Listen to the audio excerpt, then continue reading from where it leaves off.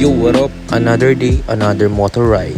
Ngayong hapon ay pupunta kami sa isang tambayan namin sa Angono, Rizal. Ito ay sikat din na pinupuntahan ng aming mga ka-riders. Tobats Motovlog here. Tara guys, samahan nyo kami. Papunta tayo sa Kapihingahan. As usual, traffic.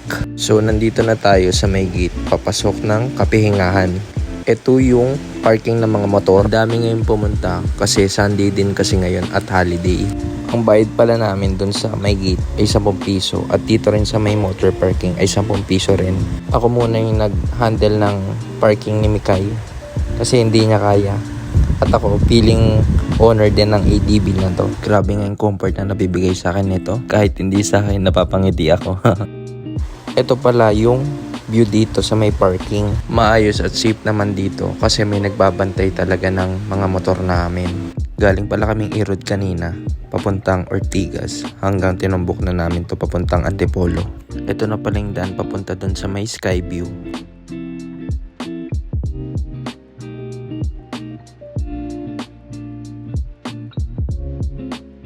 Sakto, naabutan pa namin na may live band dito. Imagine, 1 to 2 hours lang papunta dito. May maganda ka ng tambayan. Nakaka-relax at chill lang ang place. Ito pala yung mga food cart na kung saan pwede kayong mag-order. So dito kompleto.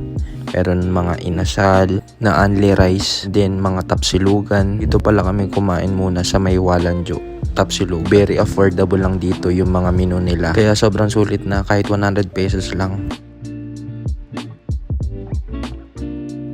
Pala yung in-order namin. Itong tapsilog nasa 100 lang with sabaw. Ito naman kay Ella yung lechon silog with sabaw. Okay na rin for 100 pesos kasi sulit na rin talaga. Yung sabaw ng baka, must try. Masarap din. At finally, ang favorite kapihan ng lahat, ang Kapihingahan. Ang kape pala nila dito start from 120 to 150 pesos. Kaya very affordable lang talaga. Samahan mo pa ng ganito kagandang view.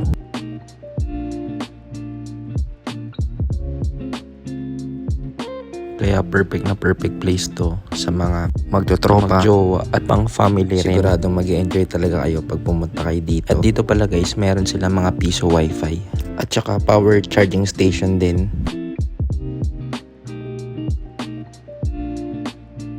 Trinay din pala namin dito sa may Pedro's Snack Bar.